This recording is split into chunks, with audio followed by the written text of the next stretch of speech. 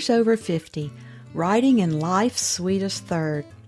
Authors Over 50's weekly podcast celebrates writers and their journeys to publication. Writing after 50 is a whole story on its own, so let's skip to life's sweetest third and talk with authors about their journey from pen to publish. Welcome, I'm Julia Daly, your host, and I invite you to listen to interviews with writers who've achieved their goal of publishing a book just later in life. We've seen award lists for under 30 or under 40, but I've yet to see lists for those who've achieved a significant milestone of their own, launching a new career and publishing their first book after the age of 50. We will hear about these authors' inspirations, struggles, strategies, and the smell of that first book. These writers' journeys inspire me because I'm one of them. My guest today's love of vintage fashion inspired her to write her debut novel, Divine Vintage. She researched and gathered an impressive collection spanning the late 1800s to 1990s, wearing pieces on stage through years of performing in community theater and for special events. To round out her love of the arts, she sings with a trio and a praise band. She draws from these experiences in her writing as well as her focus in communications and nonprofit management. Welcome to Authors Over 50, Sandra L. Young. Thank you, Julia. I've been looking forward to getting a chance to talk today. Well, Sandy, our opening question is always, so what took you so long to write your first book? Well, as you said in the introduction, I really got carried away by theater. I loved reading books when I was young, and I wrote, and I always thought that I would publish something and worked on that. But then I got into my early 20s out of college, and I got into the theater. And I started doing a lot of shows, sometimes 5 a year, plus work. So my time became very limited. And so the writing kind of got pushed aside for many, many years. And it wasn't really till I hit a milestone birthday a few years ago that I sat down and had a book that came out of me, 3 linked novellas. And I was so excited. I'm just was over the moon to be writing again, and the words, it just felt so fun. And then it took me over the course of really a good 10, 12 years to polish it up, to keep learning and become better, and finally find a small traditional publisher that I was able to launch my debut Divine Vintage with in February of 2022. Well, I see that you're surrounded by vintage clothing. Tell us more about how you developed a love of vintage clothing and about some of those special pieces that you own. It really does go back to the theater. Once I was doing the theater, of course, I was doing costume dramas. So I started wearing different pieces and really developed an appreciation for them, for the style, for the fabric. You know, some of these fabrics, like today I'm wearing a polished cotton piqué.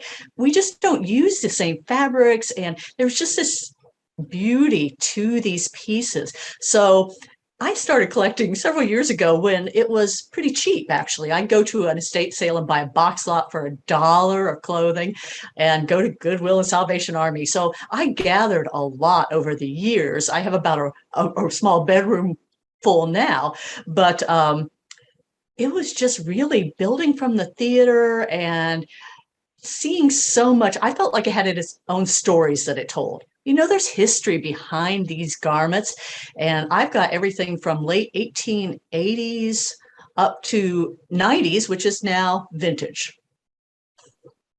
Well, how did you determine the plot of this book? The plot really came, initially, it spilled out in a certain way, and it had a strong romantic theme. And I've always liked books that have a little soft paranormal touch. And so Divine Vintage is wrapped around a young woman who opens a vintage clothing shop. And when she models an Edwardian trousseau gown, she channels back to see a murder that occurred a century earlier. but she sees it different than local history. So she engages the help of the skeptical yet handsome descendant of the accused bridegroom, and together they can use the clothing and the diary entries from the woman, and they try to unravel this mystery from the past. So really, that though built, initially it wasn't a mystery. I had Tess seeing who done it right away. And eventually I was like, I love mysteries. Doesn't everybody like to be kind of, hung out a little bit for a mystery? So I built in this 1913 timeline mystery and additional suspects. And I just had a blast doing that. It sounds fascinating. Once you knew you had to write the book, how did you proceed? Did you search for an agent, decide to choose a hybrid, a small press, or did you self-publish? Well, initially I did try to get an agent, as so many of us do. That's what we think, especially a few years ago. That's what we think that we have to do. And so I queried it out, as writers do, and had some bites, but I never did land an agent. And so eventually I loved this book, but I put it aside. And then I went and wrote, draft works in progress of, 3 other books. But I'd come back to it because I did keep learning. I would go to classes and webinars and conferences and read all kinds of articles, and I kept improving my writing and my craft. And that would translate. I'd go back to Divine Vintage and I would bring that new knowledge to it, again, to increase the stakes, increase the tension, all the things that people want to see in a book. And, eventually over the years, it got better. And I, again, put aside, but thought, well, in late 2020, I put it in a Twitter pitch contest of all things and landed a contract with a small press. Wasn't sure I wanted to go with them. They were a little bit newer. So I landed another contract and decided to shoot for a third possibility because I knew some other respected writers who were with them, and ended up going with the Wild Rose Press out of New York. Well, that's exciting. I hear a lot about the Twitter contest, but I don't think I've ever talked to anybody who actually got a contract from that. So that's very exciting. It can happen. And really, the second contract I got came through another contest as well. It was a sweetheart pitch through Savvy Authors. So it's possible to go into those contests and to make it happen. And at that point, I was like, okay, do I go the route without an agent with a small press? And it's traditional small press. So I do get royalties. They do all that background work that I don't have to do. Or do I want to, try to self-publish or indie or hybrid, all kinds of, good opportunities. My feeling was, at my mature age, that I was wise to go ahead and get this book out there. I thought that's a goal. That's a goal of mine, to have this book land out there. And I'm going to take this opportunity and make the most of it. Well, I think that's so wise. And so many of us have taken those different routes, and we have so many options these days that we can do one and switch it up next time if we want to do something different. Absolutely. You can choose your own road. Just keep moving down it. How long do you think it took you to write this book? They asked me that at a book club last week, and it was so hard for me to quantify because it's been done and dragged out over the course of years. So the initial writing of it was probably very, very fast because I believe within a couple of weeks to a month, I'd written these 3 linked novellas, and but eventually, again, took this one to a full book form. And now the second one is becoming my sequel. And then the third one will become, yet again, the third in the series. But I really just can't say because I put in countless hours. As a writer, you just go back, and every time you go in, you feel like you're improving it. Oh, wow, look, I need to, here's a better way to say this. And so if we added up how many hours we had in it, we'd probably, fall over. Well, I'm always fascinated by people doing sequels. Do you start out with that in mind? Do you plan out? Do you have like a 3-act where you're going to divide up all of these words, all of these events into 3 different books? How do you structure that? With mine, it literally did come out as 3 linked novellas. I sat down and I wrote one, and then I moved into the next one, and I moved into the next one. And that's probably not usual. And I am a pantser, not a plotter. So I am one of these people who, when I sit down, the characters talk and it takes me where it wants to take me. And I've just found that I really can't sit down and plot out a whole book. It's just not the way I work, even though I'm extremely detailed in the rest of my life. It doesn't work that way in writing. So I just kind of let it flow. And then each book, at one point, I didn't want to lose the second character's book, and I wove it into my first one, into Divine Vintage. And I was actually told by an agent, I had an agent seriously looking at it and looked at my full book, and just wasn't totally sold. And so I totally rewrote it, but I moved that story in. And when I took it back, oh no, I had the story in there, and they said that doesn't belong there. So I ripped it out and I reworked it, and still didn't end up landing them. But I had tried that. I put a lot of time weaving those stories together, and then I unbraided them. And so with each of these stories, I'm adding to them. I'm adding that historical mystery to this one. It's got a 1966 mystery in a theater, believe it or not, community theater, right? Which you know. And then the third one has a ghostly character and a mystery too. So I'm just carrying that theme of the blended mixed genres throughout. Well, coming out of a theater background, do you see this book being played out in a theater? Do you have hopes for being able to write your own screenplay to go along with it?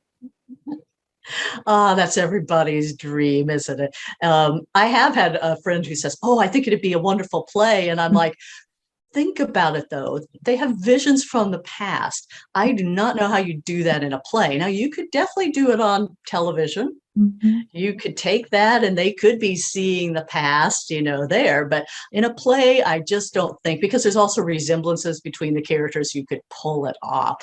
And as for screenplay, I'd probably leave that to the professionals to do it. One of my singing partners in my trio has a daughter-in-law whose sister writes scripts. Told me he's going to give her my book, but I don't have any, I'm not setting my sights on that, because that would be probably an unusual occurrence, but it was fun to think about. Well, I think it gives us all hope. I have a media agent in Los Angeles shopping my book around to different studios, but that is like a hope and a prayer, and a long time down the line if it does happen. But with all the streaming services today, they really need material. They do. It's incredible. And I thought of that too, that they've got to keep pumping it out all the time. And, if your book is got enough of a hook where it could translate, you never know. And of course, so you're against millions of books, but you're wise. Have an agent pushing it out there for you. Yeah. Well, set up a scene for us and read a section so that we can hear your tone and voice in the book. Okay, well, first I'll show you Divine Vintage. It's got that 1913 kind of a fashion vibe to it. The cover's not like anything else I really see out there too much, but which could be good or bad. But well, I will just read you the opening leading into page 2, so you get a feel for what's going on in Tess Burton's Divine Vintage shop. Tess Burton swept a handful of frothy fabric up to the mid-morning light that streamed through the shop's bay window. The flapper gown was perfect, with no moth holes or stains. Cradling the dress in both hands, she walked toward her new assistant. I let my heart rule and pushed my price limit when I bought this yesterday. Attending auctions and estate sales was a perk of her new adventure. On this sunny Tuesday in early May, they were prepping to offer Divine Vintage's finds to Michigan City, Indiana. Tessa's smile faded in recalling the responsibilities attached to a new business. Decades-old building, a very part-time employee, and a bank loan. Her fingers tightened on the dress. She had taken a massive risk in opening the shop. If Divine Vintage failed, she'd lose her dream career along with her inheritance. She could end up a bag lady at 28, wandering the streets with a knockoff knapsack. She tried to shove back the insecurities as she reached the glass case that served as the central display and checkout counter. Don't panic, just focus on the positives. Well, you sure can't beat shopping in the name of business, she said, though she'd have to avoid future splurges. One hand on a stack of beaded sweaters, Marcy Alexander paused. She straightened to a height of 6 feet, her slim yet curvy frame topped by a mass of curling auburn hair. Imagine a 1920s debutante floating down a staircase in such a showstopper. Now that dress is worth every cent. I totally agree. I can't resist a garment when the history speaks to me. Without a warning, Tess found herself submerged into a vision of the beaded aqua gown swishing around the calves of the first proud owner. An elusive tune played in her ears, followed by a burst of laughter. Her breathing sped up, as if she were dancing a foxtrot with a dashing partner. As she and the man twirled toward the center of the dance floor, an exotic fragrance wafted from the fabric of the dress. Tess clutched the gown to her chest, and she spun in a wide circle. The sounds and scent faded. She stopped and blinked, and the world came back into focus. Yes, she really was standing in the middle of her new shop, 10 minutes before their initial opening. Oh, that's the beginning. That's lovely. Thank you. Divine Vintage, introducing you to Tessa's empathic abilities with clothing. That's very unusual. I think that's a great premise. Do you complete your historical research before you begin writing, or do you do that as you go along? I really do as I go along, because I did have knowledge, of course, of vintage clothing. And what I did do then was at times I would hit something in the book and think, I want to make sure that's accurate, because we well know readers pick up on things and they'll let us know. And they'll say something in a review. And so there were even small items like, would they have been sledding still in Michigan City, which is actually the county I live in? I based it in my county in 1913. And indeed, yes, they would. And then I wanted to make sure what kind of car, they had cars, those good Ford had cars in, what kind of car, just to double check a little bit on, some of the fashion. And I did take them, I was taking the 1913 couple was supposed to be going to Paris. So, there were just all things. When I went to Paris, especially in modern day, the couple goes to Paris. And so I did a lot of research there of, you could see in hotel rooms, you could see in all these places, which was, we are so fortunate to have that.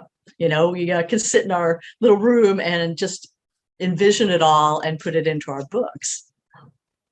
Yes, the internet has certainly changed historical research for everyone. You don't have to sit in a library all day and look through dusty stacks of books.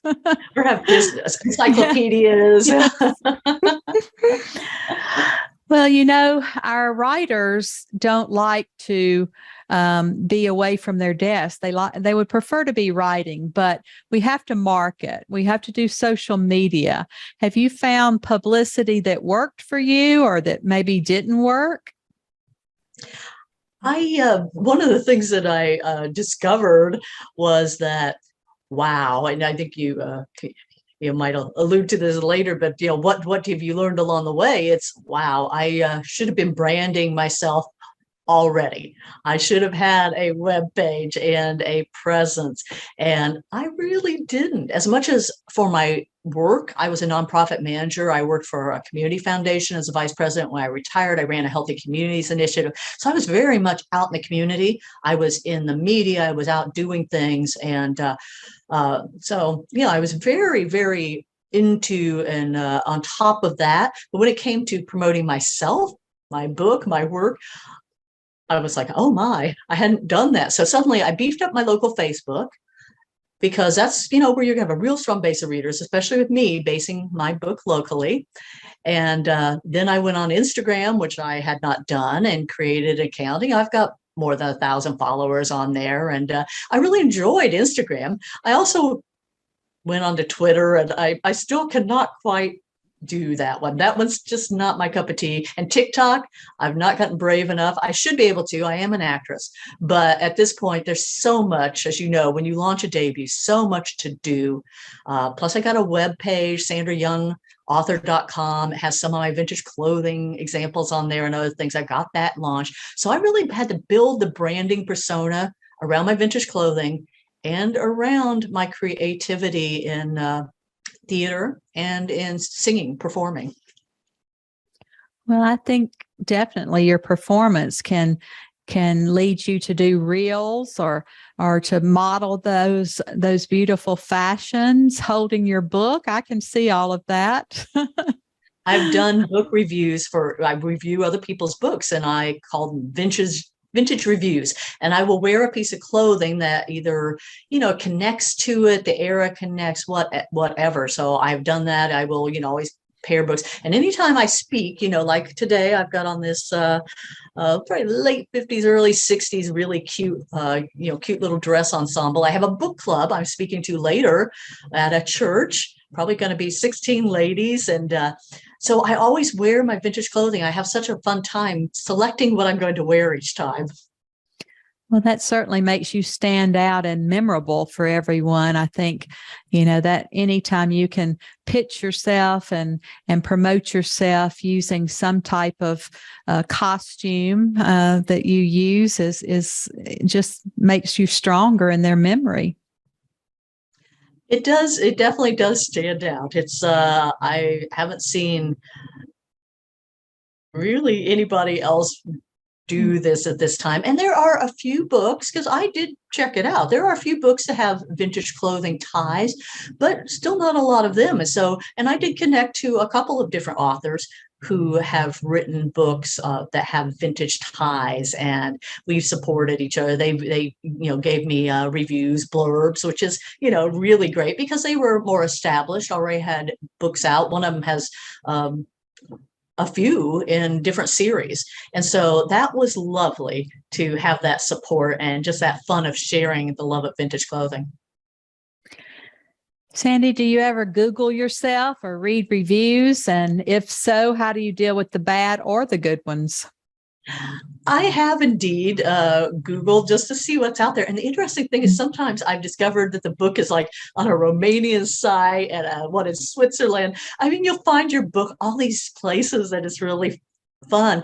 And I had discovered I'd gone on a book tour, and I wasn't absolutely certain how many reviews came from it, but I knew there were dozens, and they were actually very, very positive. And I just found that the other day, and it was like 83 reviews came from this one great tour. And I have been really lucky that I paired that with another tour when I was launching the book. And overall, the books were, the book ratings and reviews were 4 and 5 stars. I've only had, a real small percentage, but you're going to get. And I knew I was going to get some zingers. And of course, as authors, we have thin skin, our babies. It's our babies. And so when I did, thankfully, I had a lot of really good ones prior. And I just really looked at it and said, okay, I get your point. And I've kept those points in mind, actually, when I write for the future. I use it as a learning experience. But I guess if an author had a lot of negativity coming down, I know there are authors who said, I'm done. I can't read them anymore. Yeah. For me, I do, because they've been really heartwarming. Well, I too use them as a learning experience, except if you get any of those 1-star reviews that say, I didn't actually read the book, I didn't like the cover, and so I'm not going to read it. And they give you a 1-star, and you're like, what? What in the world? Why would anybody do such a thing? Yes, it does make you question sometimes where people come from. And I don't think they realize that there are real people behind the Yes. book, just like they are. There's somebody who put themselves out there to give them entertainment and experience. And yeah, I just wish people would think twice. I think many people who review, they do it very respectfully, as they should. And that's why we authors support each other so much. We have to. Yes. Because we're in the trenches. We know how hard it is, to be out there all the time and all the time that we put into it. And so it is wonderful to have the networking. Absolutely. It's a very generous community, whether someone's blurbing for you or reading or giving you a review. It's a very generous community, I've found. Oh, absolutely. I've had some great resources. I'm a member of Women's Fiction Writers Association, and the learning that they offer through webinars and everything else, and the support between the members through the Facebook group. I'm even linked to a critique group through them. That has been invaluable. That really is probably the best money I have spent, and it's a bargain. It's definitely a bargain. And then I link into the 2022 debuts, because there's hundreds of people debuting, and not all of them are joined together, but there's a group of almost 200 of us that are writing adult focused on a Facebook page group. And then there are close to 400, I think, authors who are doing middle grade, young adult, and adult, and they're on a Slack channel. So you learn so much from people, and you're able to connect. I've connected with some romance authors, and we're doing joint promotion. I mean, every opportunity that we have to support each other, it's just been so awesome. I agree. And I was going to ask you, what was the best money you've ever spent as a writer? And I think you've answered that beautifully. I think, a lot of people say developmental editors or writing retreats or conferences, but I think a lot of people forget about our professional organizations.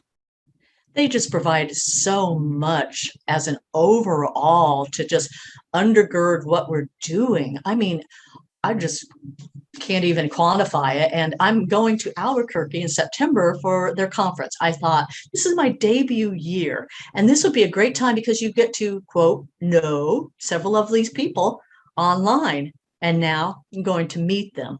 And yeah, that's going to be a lot of fun. Now, also that tour I went on, it was called Itsy Bitsy Book Tours, that landed me 83 reviews. And as I said, honestly, of that, may have been 1-3. They were super awesome and beautiful reviews. And that was also money well spent, because we have to have reviews. People look for those, and it's very hard.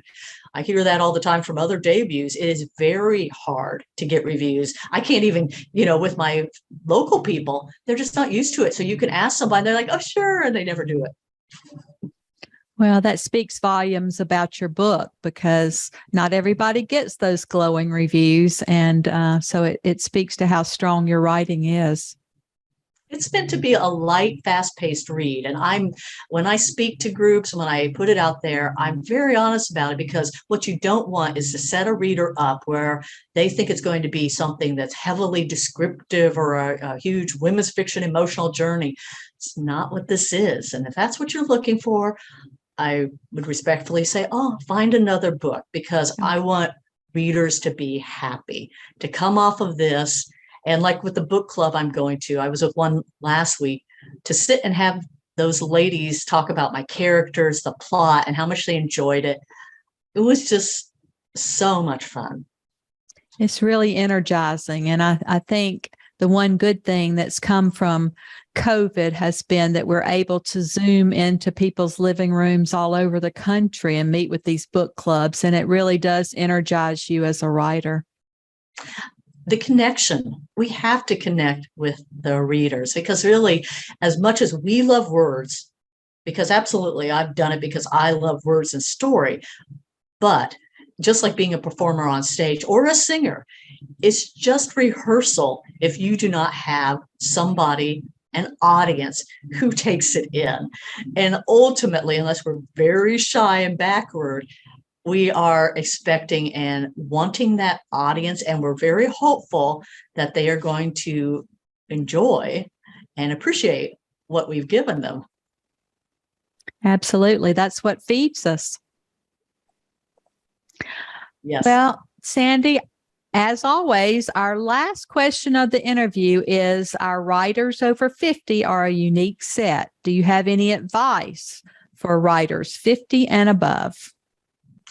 I would say definitely keep persevering.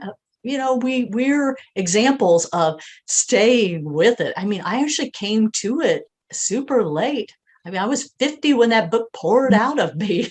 And so I had all that time, that I've been, rolling around with it. And yet I really never gave up that thread of hope. I mean, sometimes it might dim, but staying with it. And I would also reiterate, get out there and get yourself a community, a branding, a web page, and Instagram, TikTok, whatever you do, start connecting with other readers, especially like the Bookstagram community on Instagram and the book talkers, because then when you put your book out, you have people who have just been waiting for it. And I think that folks who are proactive and have that knowledge and work ahead are really way ahead of the game.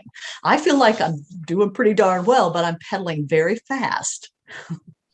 Well, you're a young author in our group, because I've interviewed people in their 70s and 80s and even 90s, and they're still turning out beautiful work. So I think writing is something we can do the rest of our lives, like swimming.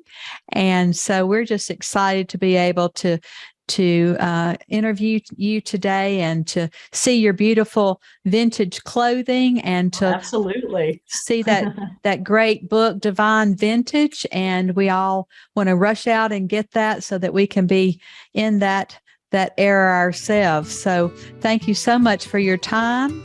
And we are so proud to say that you're now one of our authors over 50. It's been such fun, Julia. Thank you for the opportunity. I really do appreciate it. Thank you for joining us today. Please look for Authors Over 50 every Thursday, when we will have conversations with accomplished debut novelists over the age of 50. Please subscribe and share with a friend. And check out my own publication journey after 50 at www.juliadaily, that's DAILY, like dailynewspaper.com. Until next time, keep reading and writing. And remember, it's never too late to fulfill a dream in life's sweetest third.